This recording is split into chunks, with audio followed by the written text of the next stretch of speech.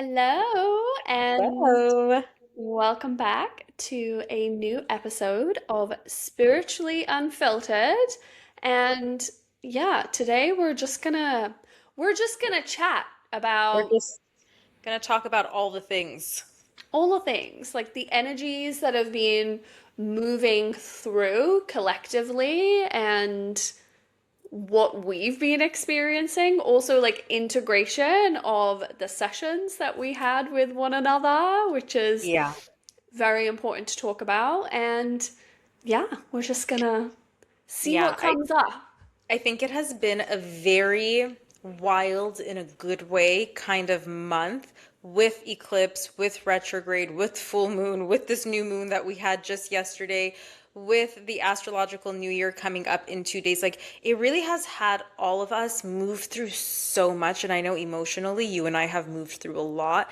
We've received so much through this like portal. I always say eclipse season is the time for like reflection and receiving, like just observe what's going on and see what wants to, what awarenesses, what things want to come into your life and what wants to leave. And I feel like for both of us in this eclipse season, like there's been so many awarenesses eclipsed into our lives, which then reflects to us the things that want to leave. So it's been a lot. And I know that as we did sessions for each other, it just reflected so much to us that actually gave us each a huge piece of what we get to work with and take in with us and in our being into this new season and into this Aries like season in this astrological new year. Like there's just so much good stuff. It But is. let's And let's talk about how we navigated through all this because it's been a lot for both of us. right. And I think you know what I think is important to say as well, because there's always like transits and there's always, and you know, like when you go online, you'll see the sort of clickbaity, posts Yeah. where it's like, oh my God, another Mercury retrograde, or, and it kind of like it can scare people sometimes, like, oh my Yeah. gosh, like, what does this mean for me? Like, how is it going to affect me? And honestly, I kind of enjoy these periods of time. I Absolutely. almost feel like eclipse or Mercury retrograde, or it's almost like, to me, it's kind of like your luteal phase. It's like Hmm. that chance to just like really go inward and really, yeah, things, revisit things, rewind on things, you know? Yes. I think you're 100% right that sometimes on social media it makes it seem like oh my God, what a thing it is, like buckle up guys, but in reality Right. like it's like, yeah, buckle up, but it's like a roller coaster ride where it's like exhilarating, it's thrilling. You come out on the other side like so happy that you did that, that you like dove into whatever was coming up because like you feel smarter, wiser, better, freer, clearer because of it.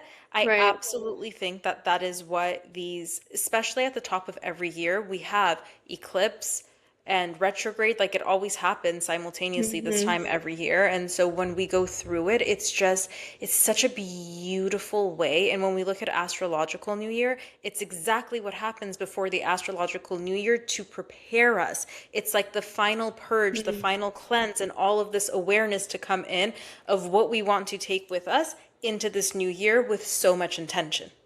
So it's a Exactly. And beautiful experience. it's all about your perspective, though, as well, because this is why I'm saying it's important to have the perspective that it's not like this, like you said, like buckle up, like you're in for like a Hmm. bumpy ride. It doesn't have to be that. My Hmm. perspective on Mercury retrogrades is it's going to bring to my attention things that I might have missed.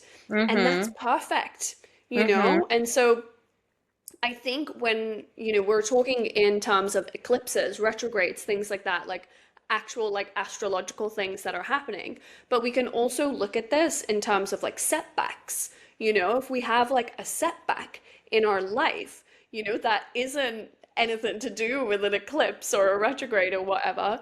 It's just like it's something, the perspective that we have to have around those is actually, what have I missed? Yeah. It's almost like God is pulling you back to eventually, shoot you forward, you know? Exactly. It's like the setback is actually always a setup. Mm-hmm. I don't think I feel like both of us look at I don't even think we look at setbacks. We genuinely just view them of like, what am I being set up for? Like in the best way possible. Literally. That's literally our conversations all the time. Like if Yeah. something comes up, it's like instead of and again, this comes back to like the creator mindset as well, because it's kind of like, what is this trying to teach me? How is this getting me to grow? What is this moving me into? And I think Hmm. when we almost like recondition ourselves to think in that way, because that's the way your soul thinks. That is Yeah. like that should be your default. But obviously over time and through conditioning and the world's a terrible place and this is Yeah. happening and you're privileged here and all of these things that were are like projected onto us, it's kind of like it conditions us out of what is actually our natural way of thinking, which is, what am I going to learn from this? What is this bringing to my door? And yeah, like, so I think that is always the perspective that we have to move into. And for us, like, because we've done it so much, It's become again, like, natural.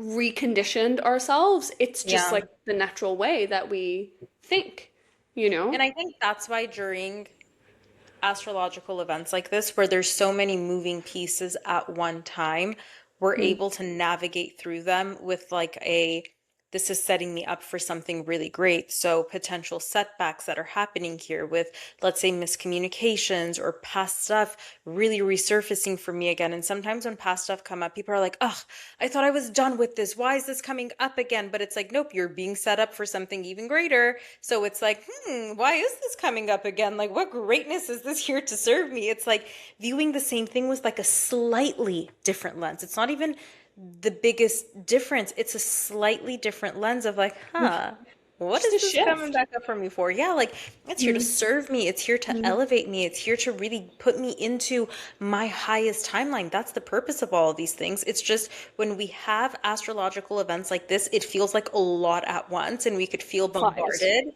Mm. Exactly. And it's meant to be amplified. Yeah.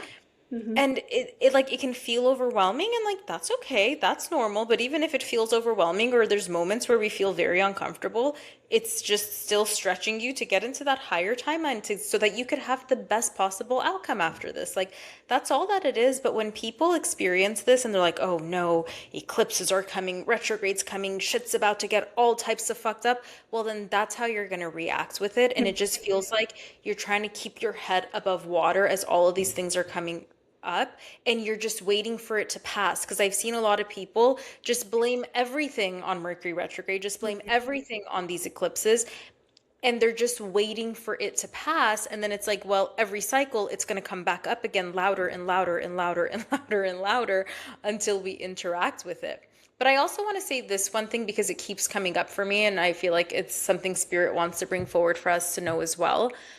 I think sometimes, especially through like social media, we get a lot of these insights of like, this is a powerful portal. You don't want to miss this. This is a great astrological event, like opportunity to release, opportunity to, you don't want to miss this. And so people oftentimes feel like, oh, I missed it. I didn't interact with this the right way. I think it's very important for people to also remember that it's okay. You can, and I think we've said this. I think I've said this in another episode before because it's like, it's really coming up again, but I think people need to hear this again. It's okay if you missed a new moon and didn't intentionally manifest on this. Like, we can manifest any second, any day of the week whenever we feel called to it. Like the flow of your body and where you're at, especially with your nervous system, that dictates more than astrology does. Astrology is a tool to support us with all these things, but I feel like sometimes I've seen people like, what do I have to do, what do I get to do, and they're so nervous as if they're gonna miss this opportunity for something great to happen in their lives because they missed this eclipse portal or they missed this new moon portal. And I'm just like, no, those are just like tools and opportunities to work with. But what is actually more powerful at any given moment is your nervous system, it's your belief system, and your intentions to create whatever you want to create. So you actually have this frequency with you every single second of every single day, all year round. Exactly. And you are manifesting all the time. It's Exactly. not like, and this is the thing about manifestation, it's almost like it's this thing that we do, but actually you already know how to do it. Like it's already innate. It's just Hmm. about understanding how do I do it in a direction that I want it to go in. Yes, You know, exactly. that's where the awareness comes. So, like you're saying, the nervous system, the limiting beliefs, all of those things. But your Hmm. life right now is a living, breathing manifestation that Absolutely. you've worked with either consciously or subconsciously. Exactly. You Exactly know? that. And I think that's a beautiful thing to recognize that it's like we weren't working with new moon or full moon cycles or anything like that. And here we have manifested all of these things. It's just when we work with them, we become very intentional about our Yes, manifestations. And exactly. also, especially as women, more so as women, because our bodies are more connected to the moon than men, when we're Hmm. just aware of what is going on, what cycle we're in, is it a new moon, is it a full moon, what sign that we're in, it makes our emotions and the things coming up for us, like it makes it make more sense to us of what we're feeling, why we're feeling these things. And when we dive deeper into like our astrology charts, it just makes it make more sense. And so Hmm. for me Hmm. personally, I found a lot of ease in navigating my emotional world when it was just super scattered. I found that astrology gave me a lot of ease with that because I could understand what was coming up to surface for me. Because once upon Right. a time, I was at a place of what's wrong with me? Why is this coming up for me? Why am I creating this? As if like in a eclipse portal, especially mixed in with a retrograde portal, I would kind of look at myself when I didn't have astrological awareness of like, what am I doing that I keep creating this chaos in my life? Yeah. Mhm. But when I started to dabble in astrology and I recognize how it's working for me in my life, I recognized, oh, so when an eclipse happened, it's designed to do this. When Mercury retrograde or any retrograde planet happens, it will reflect this to my life. So it's not necessarily something I'm doing, it's just something I'm meant to interact with. Exactly. And that's where astrology actually genuinely helped me and my emotions to connect with my inner world because it was less about blaming myself of like what's coming up for me emotionally and then understanding that astrologically it's supporting these things to happen. Exactly. It's supportive. It's just like, and it's just about awareness to what's Hmm. going on because then you can use that energy to your Exactly. advantage. That's what it's Exactly. about. That's all It's all it very is. empowering at the end of the It day. is. That's what it's Hmm. designed for. Yeah, exactly. So, tell me with this last like month and a half of all of these different shifts that have happened, what are some of like the bigger things that you feel like have come up for you? Hmm. And in 2 days, actually no, tomorrow, so one day from Tomorrow, yeah. today. Yeah, tomorrow. For some reason I keep thinking today's Wednesday, but it's Thursday. We have our why am I drawing this? Astrological New Year. In my brain, I'm thinking because it's the Persian New Year, so we call it Eid Nowruz. I'm thinking it's Nowruz, but I'm like, Seema, say it in English. What is it? It's Yeah. Nowruz, which basically means like a new day, you know. Um, Mm-hmm. and so yeah, that's what it is. It's our astrological new year. It really is the new year. It's welcoming spring and what's blossoming. So what has Ah, gone on for you in yeah. this last month that has just reflected really beautiful aspects of what you are bringing in with you and what you are releasing going into this new cycle? Oh, I love that question. So, I actually had like a really interesting experience, and I guess it was 2 weeks ago now. And so I think I've spoke about it on here before, but a couple of years ago I had a surgery on like my shoulder, and it was basically like a skin lesion, like a change in my skin that I needed removing, you know.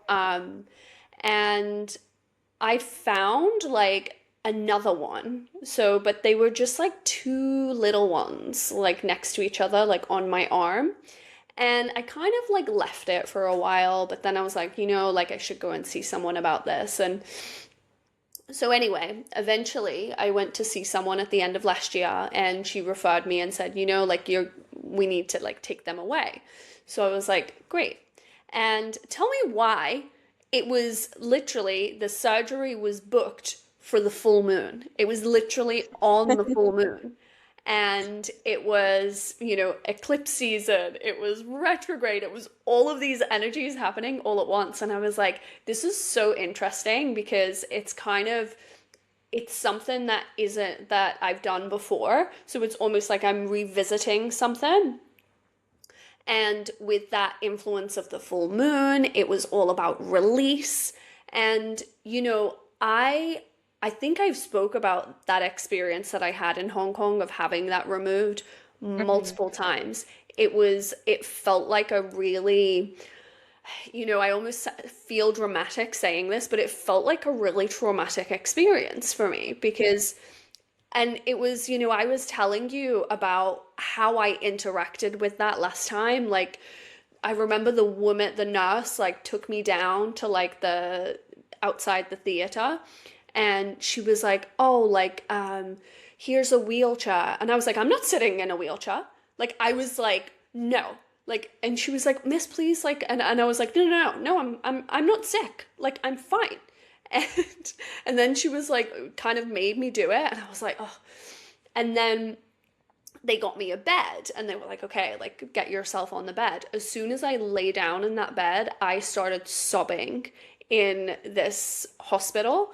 And I remember as I was going into the theater, it was like I had a whole team. It was like, oh, like it was like a whole thing. But, you know, um, yeah, so, but I remember feeling like this is telling me something about my feminine energy. So at that point, so this was like 2 years ago, I was resisting it so much. I was not open to receiving support from anyone.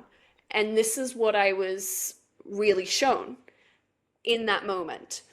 Is that why you didn't want to sit in the wheelchair because you felt like that was receiving support and you're like, nope, I don't want it? Is that why? I think so. I Ah, think it was kind of like if I was to sit in the wheelchair, I was accepting that I needed help help. or that I needed support or something like that. It was a very, and I was, it was a really interesting experience because it was almost like I was kind of like watching myself having this experience and like, Yeah. was like, why am I doing that? Like, and Yeah. so anyway, this was like, 2 years ago. Even I come back from the theater, I get myself dressed straight away. The nurse comes around, what are you doing? I tried to go to work the next day. It's like I didn't know how to rest. I didn't want to receive any kind of support, nothing. And so this time, this came up again, and I seen it as this is like an opportunity for me to almost like, I guess, like kind of rewrite that last experience and, you know, see myself, see my growth in that experience. And the way that I interacted with it this time was literally, it was night and day. It was, it was, I mean, it felt like a completely different experience anyway. Um, but I just like I cleared my schedule for 2 days. I was like, after I've had the surgery, I'm gonna sit on the couch the whole day. Like, I am not doing anything. I'm not available. I messaged my friend and I said, listen, if I'm feeling like a lot, would you be able to come over? She moved things around, was like, no problem. If you need me, I'm there. And it was just like, and how I felt afterwards was like, I just felt so supported by myself. I Yeah. felt just so, it was a total different experience. And I just like thought this is so interesting because it's almost like I feel like I sort of graduated in a way from this experience because of the way that I interacted with it. So, Yeah. yeah. So it It was very, almost sounds like the first time it happened, the experience felt quote unquote traumatic because of how it was like emotionally integrated or not integrated, because that's where like trauma even sits in our body. It's like not processing something in a way that's supportive to us.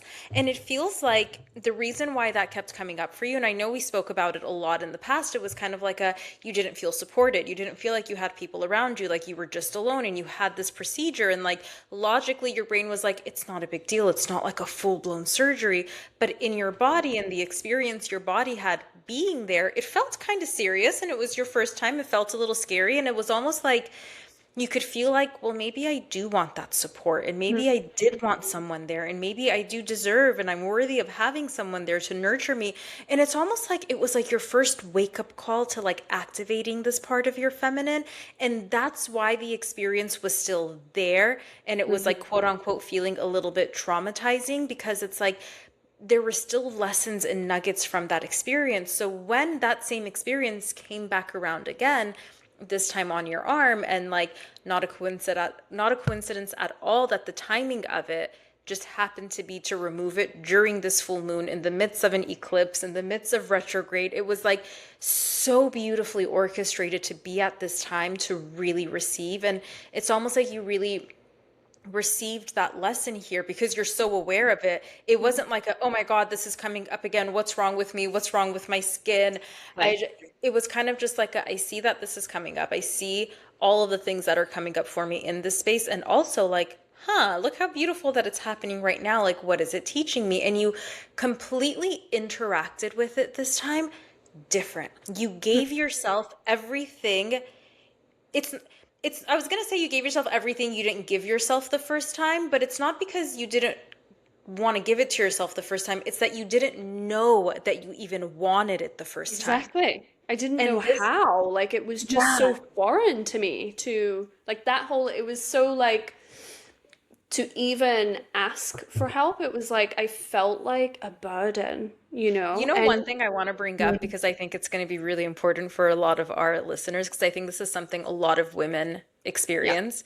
Hmm. This time, when it was asking for help, you had a little bit of resistance. And Mm. then you said to me, in like wanting that friend to maybe come over after the procedure is done and stuff, you're like, well, I feel like, shouldn't she know? And I Yes. think a Hmm. lot of women, we feel that way in certain situations. Well, like my partner, like he should already know, or my friend, she should already know. But then that's where like we had this conversation and I was like, well, if you've never asked for it before, like how would she know that that's what you actually want? And it put you in that position where you're like, oh, I need to ask for what I want to receive. And like that was a beautiful breakthrough for you. Exactly, because it's almost what you said to me in that moment is if you are always acting like you've got it, like you're good, like you don't need anything. It's almost like we condition other people to Mhm. believe we're good, we've got Yeah. it, we don't need anything. And so, yeah, it's kind of like the way that we're conditioning ourselves, like we also, by the boundaries we set, by the way that we express ourselves and ask for help and all of these things, we're also almost like not conditioning others, but teaching others how we want to be Yeah, treated and who we absolutely. are, right?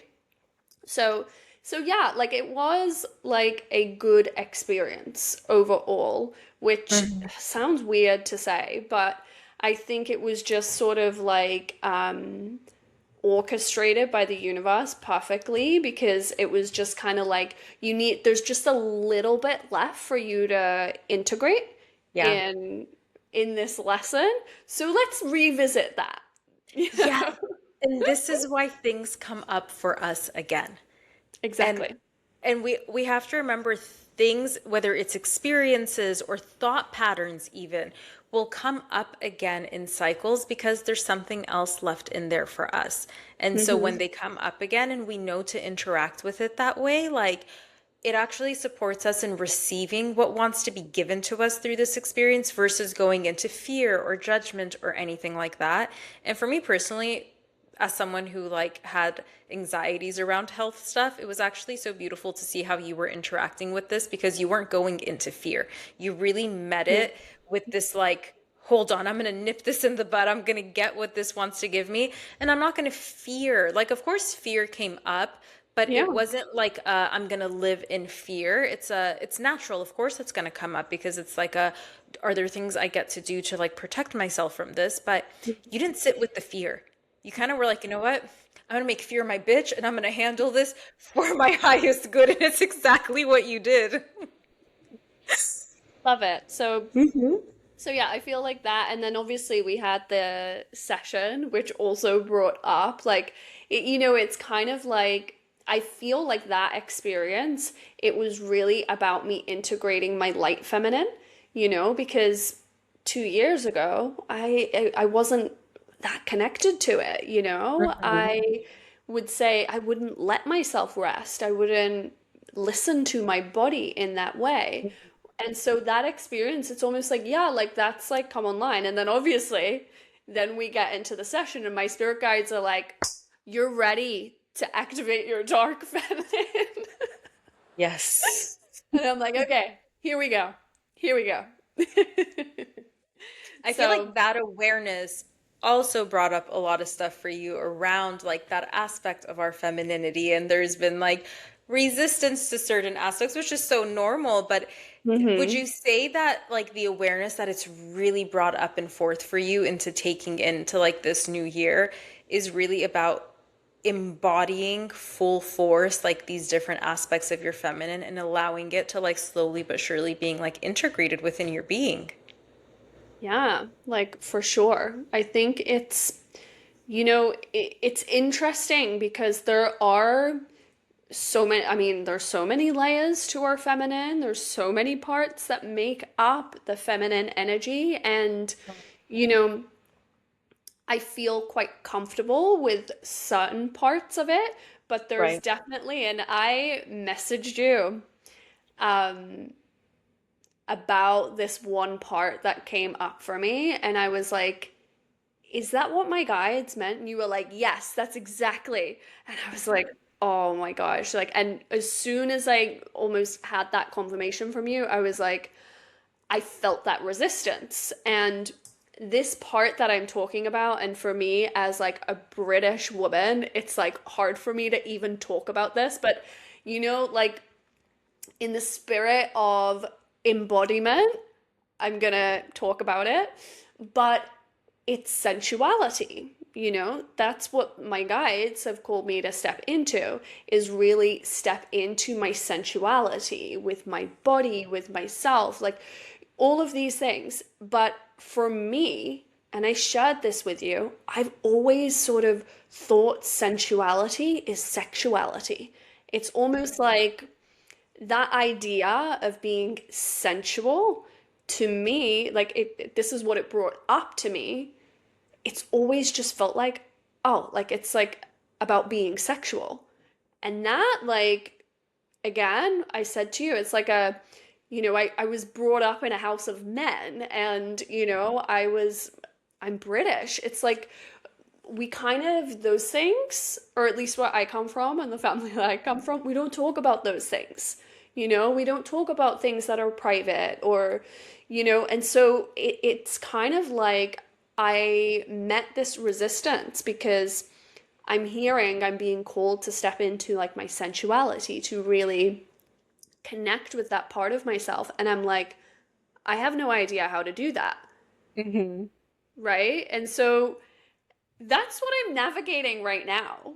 You Yeah. know, this is And not one something thing that I've we completed, guys.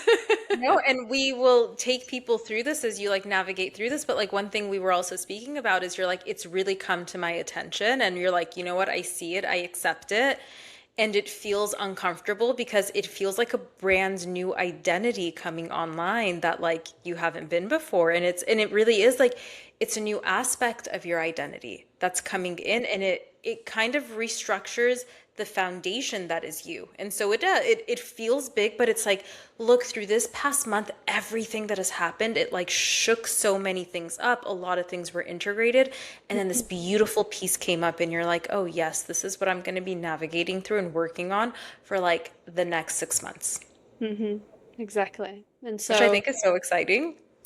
it is. And, as I say, I'm still like sitting with it, but I'm not sitting with it in a logical way of, okay, what do I need to do? Like, how do I, Hmm. like, what does this mean? Like, what, of course, like initially my mind kind of went there, Yeah. but I'm not trying to fix anything. I'm letting it reveal itself to me and And I'm that's the open feminine. to Yeah, it, the right? feminine doesn't look for how do I do something. The Yeah. feminine just says, okay, I'm open to receiving the path, and the path does reflect itself to you. Like for example, I know like you saw on Instagram, and it was an Instagram about sensuality, but it like triggered something within you because of the way that it was like presented. And so Hmm. it's like, you see, that randomly came up for you. You didn't go looking for it. It randomly like Right.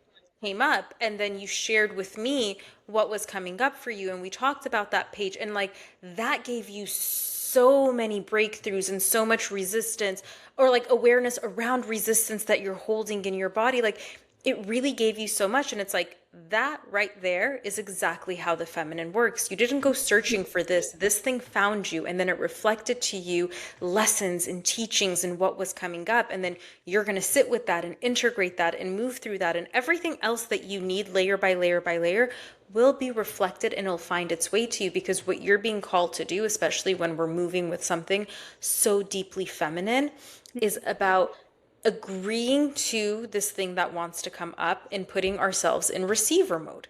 And that's exactly what you've done when you see, like, with this frequency of quote unquote dark feminine, you've put yourself in receiver mode to receive whatever downloads, realizations, clarity, breakthroughs you get to have in order to move into that embodiment of like, what does like being embodied in my sensuality even mean to me?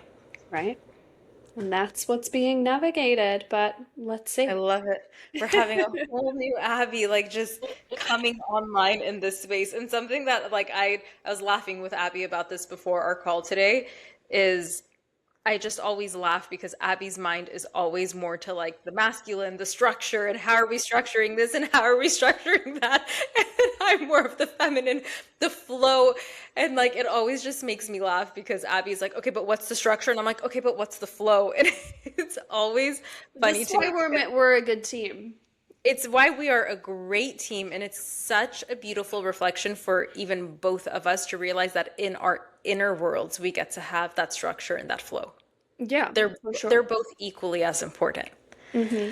So, tell me, what about you? What is Oh my being goodness, this last coming like up for you? month and a half, I feel like I've been on a really fun roller coaster. Like that's what it has felt like for me. Right. So many things from my past have come up that I have felt so ridiculously uncomfortable with. And like Hmm. that discomfort is very freaking annoying, but I knew they were coming up. Like past stuff with past boyfriends, past stuff with past friends, like it just kept coming up. So much that one of them, even like I was meant to run into this person for it to trigger something to come up for me. And so it's been a lot of inner world navigation, like navigating like through my inner emotions and how I've been feeling about certain situations, but really to release them. You know, Hmm. I think sometimes during retrogrades, exes, it's like notoriously known that like exes come up during Mercury retrograde, but people from your life, so old friends, like anyone who had been in your life, like they can kind of pop back up again too.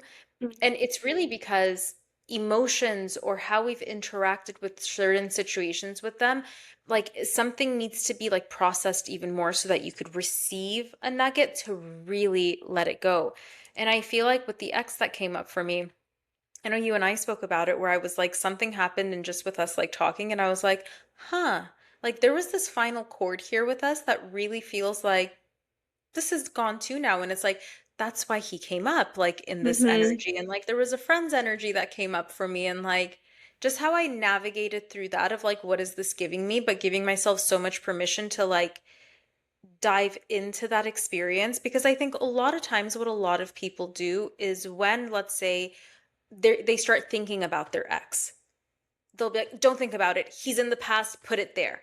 Mm-hmm. But like as it was coming up for me, and I would share with you what was coming up for me, and I was like, I actually feel very called to reach out to him. I knew it was Mercury retrograde. I knew retrogrades make you want to do this. And a lot of people will say, don't text your ex. But it was very opposite for me. I was like, no, I need to. I need to interact with him. I need to talk to him. I need to Mm-hmm. be in his frequency so I can understand what is still there.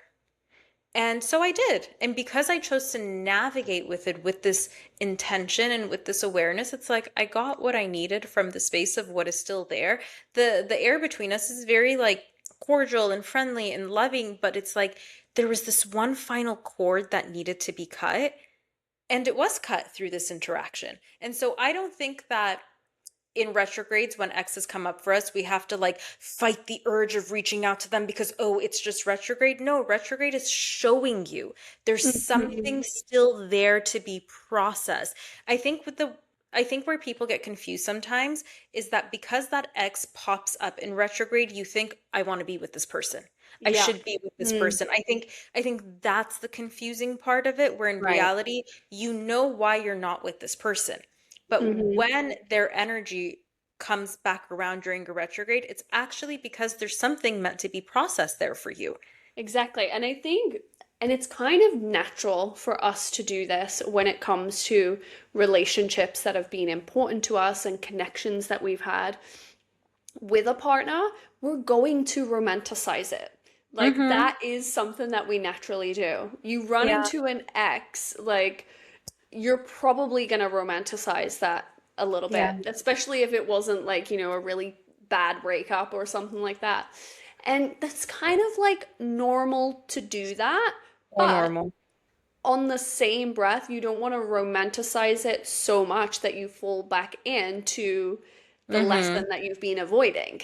You know what I Exactly. mean? And so the experience that you had is you actually learned something from this experience, from interacting and, you know, setting up to go meet with this ex. And that whole interaction taught you something that you've been carrying and thinking about when it comes. So it's actually, again, you almost feel like you're taking steps backwards in these retrogrades, but ultimately, the way you interacted with it, the awareness that you had around it, it has set you up for going forward because now you're like, that cord that was there, I know what it means now and I can cut it, And so Exactly. it's totally, this is the power of these Exactly. experiences, these And setbacks. this is why we can't interact with like retrogrades like this from just a logical perspective, because Yeah. logic would tell me,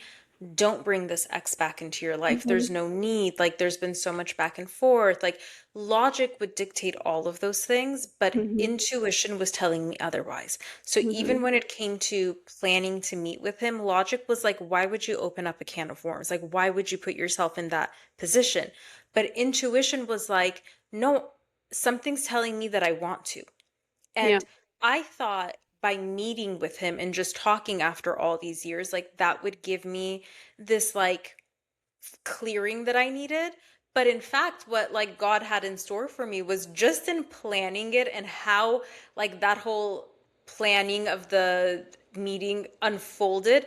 That situation actually gave me the clarity that I was looking for. So I was like, ooh, that's why my intuition was like, nope, plan to go meet with him, because that interaction gave me the clarity that I needed. And Yeah. so all of a sudden I felt like cleared. And sometimes we have relationships that we break up with, and there's just so many soul ties with that person. And soul ties, like when you're in a relationship with someone, it's not necessarily a bad thing. It's like your souls are like intertwined, but like in a healthy relationship and a healthy dynamic that creates so much love between you two, and expansion and beauty and creation.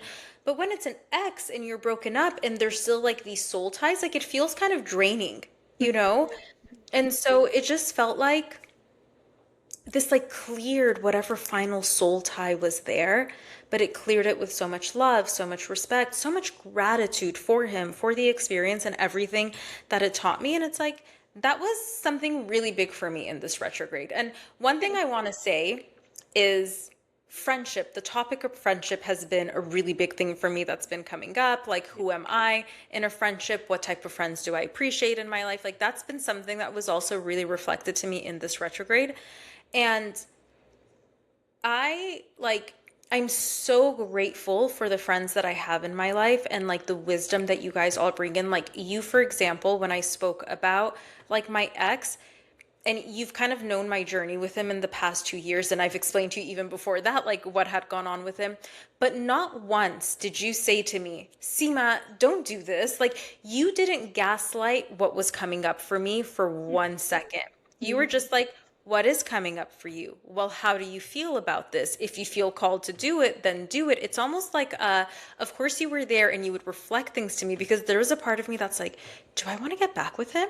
And you're like, you never know, but also remember, we tend to romanticize our ex-partners. And like, you just held such good space. It was like non-judgmental and like giving me permission to go with what I was feeling with, to go with what was coming up, because I have been so used to friends that are just like, don't do that. That's stupid. Why would you do that? That serves nothing in your life. He's in the past for a reason. Keep him there, and like, and I realized like while those types of friends have really good intentions, they mean well, but it's not supportive, and it makes me extra appreciative of like friends like you that are like, yeah, if you feel called to it, like trust your intuition, go with it, be aware of what's coming up, but then like always reflecting to me of like, but don't romanticize them. Like, remember why this broke up to begin with, okay? Like, go into this and remember that PCMO, okay? And like, it Yeah. it's been beautiful for me. It's been a beautiful eclipse and retrograde energy for me because it's also brought up a lot about like relationships in my life, the types Hmm. of people I like to have in my life, and like how I want to like be seen and witnessed, and like for Right. me to keep the people in my life that like really see me in all of me, and like they love it. Yeah. And like this is the thing when it comes to relationships and when it comes to life, life is not linear. It's Hmm. like it's up, down, around, like, like this is the way it is. And, when it comes to the choices that you make for yourself, it's your life, like it's not my life. And as much as I will call you out on things if I'm like, like maybe you're romanticizing this or you're seeing this in this way. I'm gonna say those things to you, but not in a way where it leads you to questioning yourself Right. because I don't think that's productive for you or me, like Hmm. so yeah, like I think that's actually like a really good nugget for people when it comes to relationships with friendships, like with our family members, things like that. Also, like they are not you, So it's kind of like I may interact with something in a completely different way, but that might be perfect for me. But maybe Yes. not for you. You have to interact with things in the way that is right for you. And that's part of you listening to your intuition. I'm not going to gaslight you on that, And I think that's so important when it comes to, because that's where judgment starts. If we're judging people in their life, it's because they're not doing what we would do. Right. That's it. But it's kind of like, I don't want you to do what I would do. Like, we're different people. You know what I mean? Exactly. Like your way of doing something to get to your desired outcome might look different to me to Right. get to my desired outcome. And there's one thing you did for me in this space, and I don't even know if you're like consciously aware that you were like doing this, but it's almost like you held the space for me where, because you weren't judging me or telling me how I should interact with the space, you were kind of just like go with what you feel called to. It was like you were trusting me. It was almost like you were reminding me that, Seema, I I hold the highest timeline for you when it comes to your partner and the love you deserve. And I know, Seema, that you hold that for yourself as well. So I'm going to trust you that whatever decision you make in this and how you choose to navigate in this, it's still to get you to your highest timeline. So I trust you. Go. do what feels called to you. And I think we have to remember what our friends and family members, the energy they hold for us makes a huge difference for us as well. Because many times when we want to tell someone what to do and we're like judging them because they're not doing what we would have done in that situation, we do that from a place of care. We do that Yeah. from a place of, I want you to get to like your highest possible outcome, and like you're not going to do that. So it's like then we worry, and then we transfer a worrying energy to them. And in this space it was like I could feel like you were just transferring like a highest timeline only possible. So like whatever you want to do with this, you're going to end up in the highest timeline. Go do you. I trust your decision making skills. And it's very empowering, you know? Oh, I mean, yeah, I love to hear that. I'm glad that it was received in that way, Mm-hmm. but yeah, I mean, I've learned that through situations where I have been that friend, and it's like, oh my God, I see where this is going. Please stop. Like, Yeah, but yeah, that doesn't work because, everybody has they have to move through their own experiences. And exactly. again, like everybody's their own person, and this is I actually think when it comes to relationships in general, when we understand that everybody is their own person, even if Mm-hmm. you don't know, sort of, I mean, I can obviously see this from like a human design perspective. And, you know, when I am with my family members, I kind of see that perspective of them in that way. But even without like knowing anything about their human design, their astrology, or anything like that, it's like you can understand you are your own person, so are other people, Yes. and it just brings this, to be honest, like it just like kind of creates ease in It our does. connections with other people, It does. because It's we want to be different, if everybody was the same, it's like life would be no fun. Yeah, and it's like let them Let figure it out them. their own way. Like let them has been like a theme of this frequency right now. Like let them. And I Yeah. know that like one of the ways I've spoken about this like let them energy is this split in frequency. And the Mm, split has become like right. so dramatic. And as we see people that are like stuck in the shadows and the darkness and all of that, and it's like we want to wake them up. We want and we're really at a place where it's like let them be where Exactly. they're at, let them be in what they're like we have to let them be in that space and know that God, the creator, is working with them too, and they have free will to choose, and it's not even up to us anymore. Let them. And I think this like let them practice is so freeing in so many ways, where it's like you see someone interacting with life in a way that you're like you're actually going completely sideways, but you're not asking me for my help, so I'm going to let you. I'm here, but I'm going to let you. And it's very freeing and liberating because we remember that, like, we're not in charge of anyone else's timelines, outcomes, decisions. Like, we are not here to play God in someone's life. God is here to play God in someone's life. Exactly. You know? You know what? It like reminds me of, remember I told you like we both have in our life profile in human design, we both have that Mm-hmm. six, Mm-hmm. and the six is known as like the role model.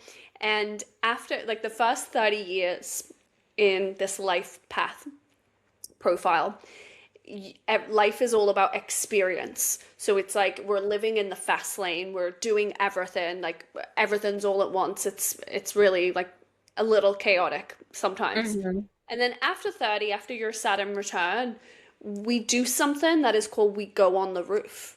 And so we're in like this second life phase. And what it means, if you think of someone sitting on the roof, they're kind of observing things and they're kind of like integrating, they're looking down, they're sort of, and a shadow of that is almost showing up in the way of judgment, of I've been through all of this. I know exactly where this is going. Let me tell you, and it comes from a good place, but it Yeah. comes across as judgment.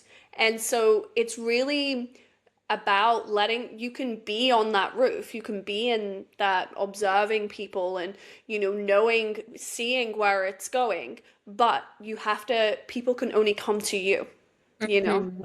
It's not Mm-hmm. about you getting down from the roof and going to them. It's like people have to come to you for that I love that wisdom. analogy of like, you don't have to go down from the roof to go to them. Like, there's a ladder, they can come to you, and then like you can support them from that space. Exactly. I have a And question.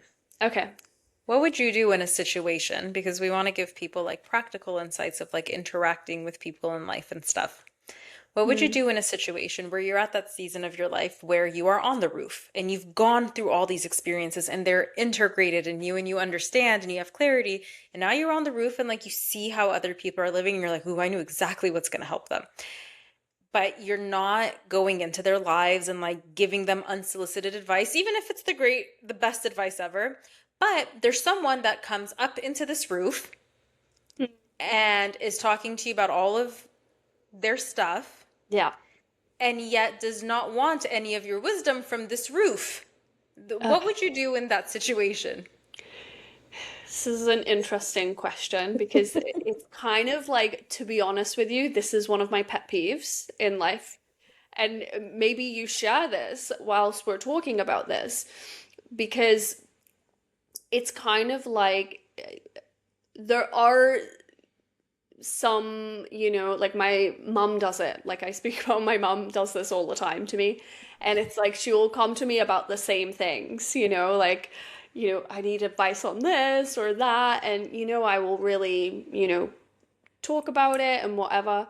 And then it's kind of like when people don't do anything with it, it frustrates my energy. It becomes like kind of a little bit draining for me, Mhm. but at the same time, it's, my mom actually always says to me, you can lead a horse to water, but you can't make it drink, and Exactly. it's not my responsibility. And what is my responsibility is if I do feel drained by something, that is on me to set boundaries in that Right. situation. Mhm. And so it's kind of, yeah, people can come and they can, like tell me what I need to know. And, you give them all this advice. But if they're not implementing it, where it becomes my pet peeve is where it's like constant, like I'm coming back, like, and it's the Yeah. same thing. And I have this Yeah. conversation with my mom all the time. I'm like, I feel like a broken record sometimes because you're Hmm. not actually not doing anything with what I say. And then you come back with the same thing, like a week later. Like, I don't want to go around in circles, and Hmm. it's kind of you setting a boundary in those situations. Again, that boundary might be like our boundaries aren't always just for us or for other people. So if you say Yeah. to someone, you know what, like I can't, like I'm drained because I'm just giving advice and it's going nowhere, Yeah. maybe that's the advice that they need in that moment, Yeah, you know? absolutely. And I think this reflection of boundaries is really important for everyone to understand, because sometimes in those spaces, we want to help everyone and we have to remember not everybody wants our help. They may even think they want our help, but they don't. And it becomes very, very, very draining. And we have to have boundaries of who we choose to support and who we choose to not support. Like, I know, and this is like from years ago, but there were clients that I would have that I would realize like every single session was the same conversation, like nothing was integrated, nothing was being like there was no flow, like it was the same thing over and over for months on end. And I ultimately, like, I had to let go of that client, and the client didn't want to, like, she still wanted to work with me, but I realized, because like this work isn't about money. Like, yeah, she's Yeah. paying me for sessions, but it's not about money. It's about service. It's about transformation. It's about an equal exchange of energy. Mm. And when I felt that it's like she would come into the space because she just liked the things that I was telling her, but nothing was being integrated, I was like, I'm not the right practitioner for you, because it's almost like I'm a drug where I'm making you feel better, but it's not being integrated. Yeah. And I had to set that boundary, and I was like, we need to find you someone else, because this isn't working for either of us. And she was like, no, but it's working for me. And I'm like, it's not working for me, because I need growth with a client, like that what I'm giving them is integrating with them. And then when you come back in your next session, spirit builds upon that, and upon that, and your life transforms. And I realized, like, I was meant to release her as a client, because that was the exact lesson that she needed to see all of the resistance she had in receiving from a practitioner, from a coach, from anyone, Mhm. you know? Yeah. And so, like, then she went on her own journey, of course, but these boundaries from this place, like, that was a very good lesson for me of like, even as a coach, like, you get to have boundaries of who comes into the space because some people will climb up, some people will be right there, some people will pay for the session to be in that space with you, and it still will not be a right fit. And boundaries are so important in business and in our personal lives because sometimes the Or people that are family members and the closest to us are there and they'll kind of come to us and they'll like keep expressing certain things to us, but it's almost like it's, or even friends, and it's almost like it almost starts to feel like it's just dumping on your life and dumping in your space because they're not using anything to transform, and it's like over and over and over and over, same Mhm. situation, and it gets to a point where you're like, well, I'm exhausted, like I don't think I can help you Right. here. And I think like because I had a situation recently in my business where there was like a client that wanted to work with me in that way, and but I felt like I intuitively I felt Hmm. like it just wasn't like a right match because again, and I think this is like even in our group program, we're very like we want to match with the clients. Like that's the integrity of our work. It's not about like, oh, how many people have signed up here. It's literally not about that. It's literally about the growth and the transformation. If we're on the same frequency and we're meeting each other, like I said this in the when I read for you, the session for you, it's like I see my work with my clients and I know you do the same, like a partnership. It's Yeah. like we are partners in this. So we have to like meet and our frequencies have to meet because that's what it's about. Because when you're in that partnership, that's where the growth happens, you know? And that's what's Like important to me and like you, you do your part, I do my part. Like the part of the client is to integrate the work and transform, Yes. and the part of the coach is to keep showing up with like newer, upgraded realizations, awarenesses to give you, to support you, Mhm. to then create results in your life, you Yeah. know? Yeah. And that's just, yeah, that is so true. And I think it's We a need to very do that important work piece. together, We Hmm. need to I be think in it's a that very flow important together. piece for all of us, like this awareness to have from that like rooftop place of like both Yeah. with clients and with family and friends, like the type of people we let in, because that was also another big realization for me through this space. It's like, what are other places that I have unintentionally been giving my energy to? And we always talk about how like our energy is currency, like it's our Mhm. currency. And I was really like, where have I been giving my energy to in friendships, in other relationships in my life where it's like, it has just been draining, and I realize I get to put more boundaries around this beautiful place that I've created and if like for my life and the type of people that get to come into it because I was and it's patterns from my past that were just like really being reflected to me, but I was letting people come in like literally with dirty shoes into my temple.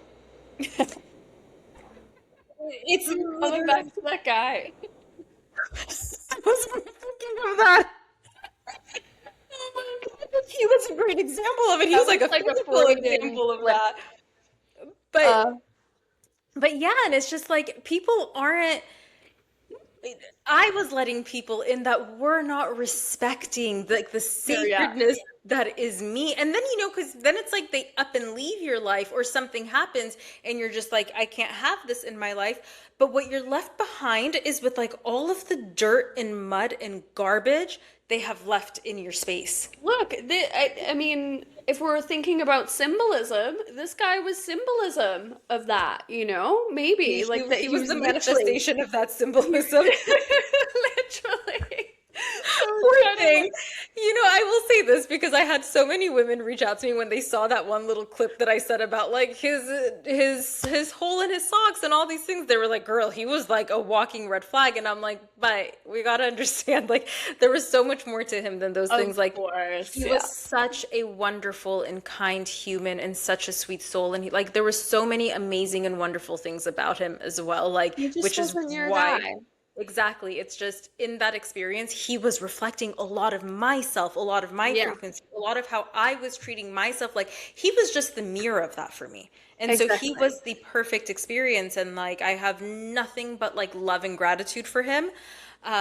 But yes, no more no more dirty shoes and broken shit in my life. Like from friends to a partner to even family members, like I've really learned a new level of boundaries for myself. Like you know me, and from the time that you met me, you're like, Seema, you have like such strict boundaries around you. And it's almost like this wave of like retrograde actually showed me deeper boundaries I get to put up. Yeah. But they're Me. amazing and it lets the right people in and it keeps the wrong people out. It's,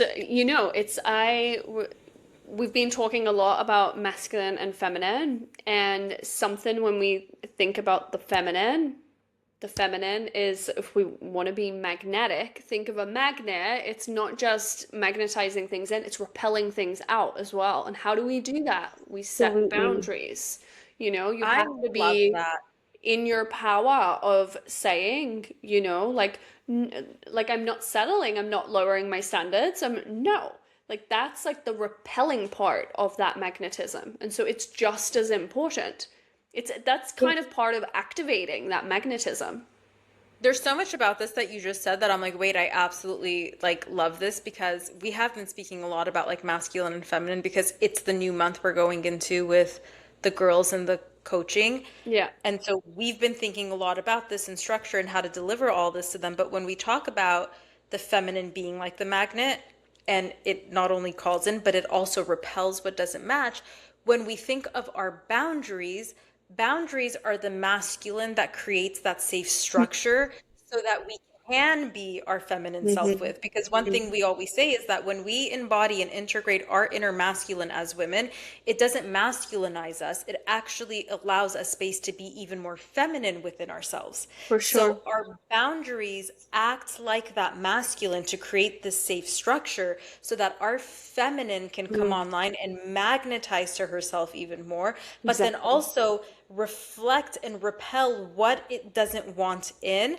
And then Mm, that masculine within us is like sets those boundaries and really implements the boundaries so yeah. that our inner feminine can be safe That's to the be. aligned action when it comes to that Mhm. magnetism, because I think, and so many women will resonate with this, but it's almost like, I almost want to say it's like a wounded part of our feminine is that we can't have any boundaries, that we must As say if we're yes. not allowed to, We right? over nurture, we overgive, like, but that's like we have to come into like balance with the other side of our feminine, that like those other Yeah. parts of our feminine that we don't talk about, right? Like the Hmm. magnetism, The dark side of the the dark feminine. side, the wildness, And you so could see that dark side of the feminine holds so much sensuality within her, and sensuality is all about feeling. She mm, feels like this is too much. I don't want to give any more here. And then she right. cuts it off right there. Mm, That's the aspect of the feminine that has been made wrong. Like, oh, you're such a bitch. Am I? Or do I just practice boundaries? Because I mm, understand how hmm. sacred my energy is. And if I give it into the wrong space continuously, Yeah, which is what we have been conditioned to do, I am sacrificing myself and I'm sacrificing my energy, and that's not what I'm here to do. And this exactly. is like the end of the feminine sacrificing herself for the sake of like her family or her children, because we're actually not serving our husbands or our children by being a sacrifice. Like, Exactly. by no means is that supportive. And that's that great awakening that's like happening here in our It's feminine. So, there are, I mean, I feel like we need to do a whole episode on sort of what's coming up, like collectively, mhm. because I have so much to say about that. Because Next episode.